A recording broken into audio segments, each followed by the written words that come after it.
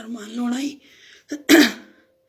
نن د پولیسو لخوا په ویستل سوی دی او په لورلایي درنه کې یې دوی تشدد باندې کړی و. په دې عمل کې ارمان مړه سوی دی او دا اول پیښه نه دی چې له ارمان سره وسوه. دا داسې پیښه ده چې له 80 کاله له هر ارمان غوندې سړي سره سوې ده، له ځوان سره سوې ده.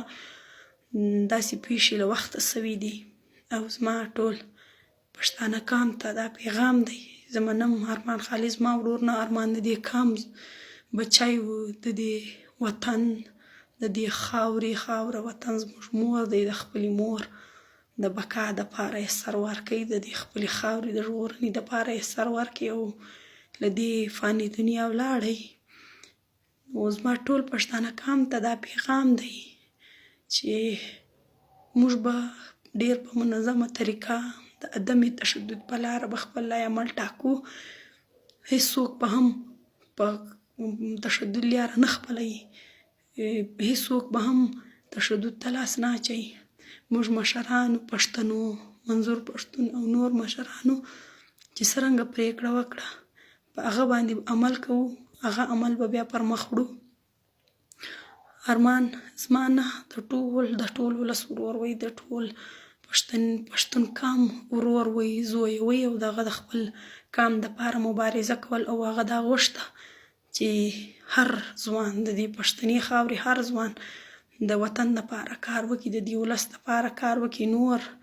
نور دا د ارمان غوندې ځوانان او تر ارمان له مخکې چې کوم ځوانان مړه سوي دي د ځوانانو داسې مرګونه نور بند سي.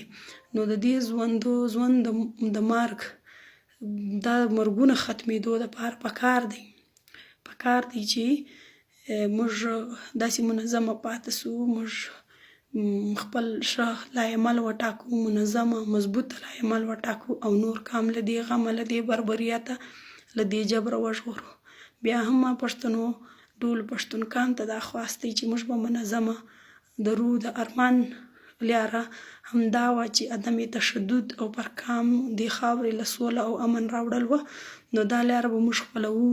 زه د دې قام دپاره د بقا دپاره راوتلی یم. مرګ زه د قام دپاره کار کوم.